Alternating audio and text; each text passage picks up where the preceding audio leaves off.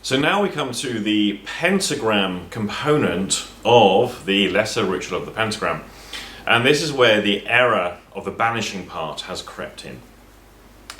Essentially, there are different forms of pentagrams. Some are regarded as being invoking pentagrams, and some are regarded as being banishing pentagrams. So you have a very simplistic difference between the two. Invoking pentagrams bring things in to the circle. Banishing pentagrams send things out of the circle. Now, bear in mind, the circle is a metaphorical space. I don't think for 1 second, if I'm going to do a banishing pentagram, anything in the physical space actually changes. You can set up all the monitoring kit in the world, nothing's going to happen. I don't believe we're banishing energies from the room. Nothing on the outside of me happens. The only thing that's happening here is the change in consciousness, which is essentially what magical practice is. It's a way of creating changes in consciousness under will. So we have more control of ourselves, we can control and explore our own inner universes. So that's what this is. Some people will claim that the banishing pentagrams make things go away in physical space. We have points of disagreement. So, a banishing pentagram is basically drawn in the opposite direction to an invoking pentagram. It's actually quite simple if you think about it. The diagrams are in this program to show you which ways which pentagrams do what. Now, for our purposes here, we're going to have a banishing pentagram of Earth, and the banishing pentagram of Earth goes out to the 4 quarters. It's the same pentagram in each place. In more elaborate magical practice, people may well do different elemental banishing pentagrams. Just to explain, the 5 points on the pentagram are representative of the 5 elements: earth, air, fire, water, the 5th one being spirit. That's your pentagram, that's your 5-pointed star. Basically the 5 elements including spirit.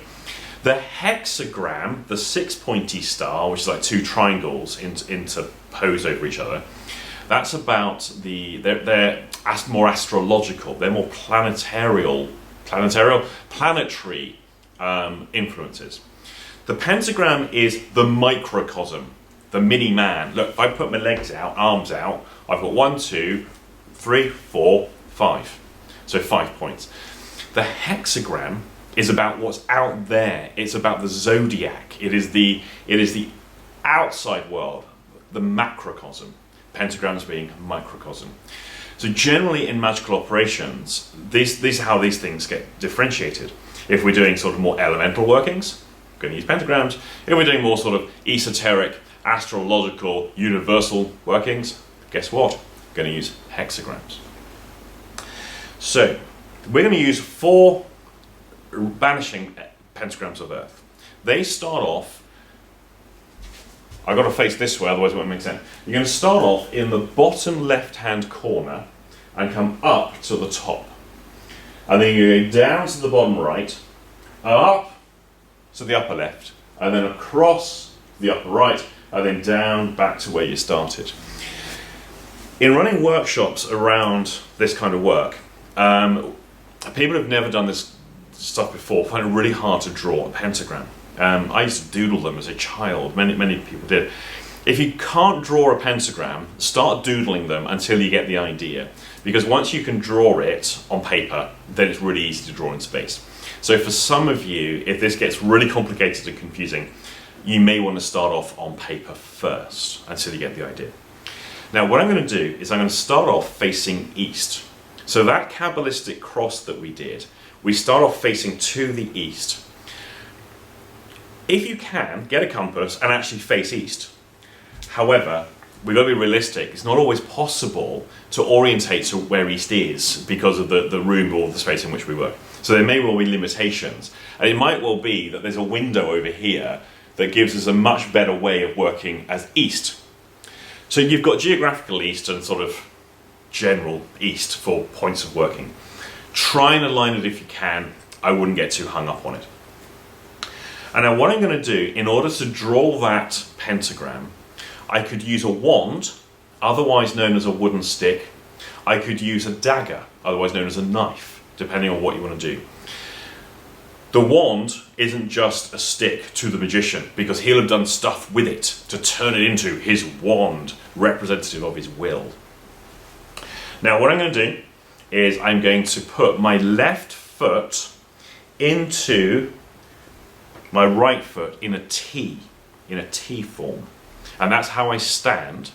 With my right hand, with my thumb between the first and second finger, I'm going to draw my pentagram like so. Now, some people will do it so it fills that entire space. Some people literally would just draw a pentagram like that. It's what works for you. Personally, I try and get it fairly big. Now, just drawing the pentagram isn't enough, because I could just do that, and actually all I've done is wave my hand in the air. I must visualize it. Now, I tend to imagine the pentagram is forming in a line of flame behind the trail that I'm creating. So when I'm drawing it like so, I actually can see the pentagram in three-dimensional space. It takes a lot of practice and repetition before you can start to visualize these things in three-dimensional space. Get stuck with this, get a big piece of paper, draw a great big pentagram on it, hold it up, or put 4 pentagrams on your walls. Your neighbors will think you've gone crazy. They'll stop. You'll never be burgled because they'll always be watching. Put the pentagrams up. Now, as you do this, you have a visual representation. With repetition and lots of practice, it becomes much easier to close your eyes and visualize that pentagram in space. I can do it with eyes open or eyes closed. When I do the ritual and I'm being watched by other people, there may be other people present, or if I'm doing it on camera or in a workshop, I tend to close my eyes because it's a bit weird if I'm making eye contact with someone at the same time by accident. But you, again, eyes closed, eyes open, it's entirely up to you. The visualization of the pentagram is the most important part. So I'm going to draw one here. I'm now going to draw a line. This is the circle forming. As I come around to here, and I'm going to draw another in exactly the same way. And then I'm going to pick up the line and draw it around here. I'm going to do the same again this way. And then I come around and I'm going to draw a pentagram like so. Nice and easy. Now, if I were to just do the Kabbalistic cross, the 4 pentagrams, and then come back to the east and do the Kabbalistic cross, then that's a really good start.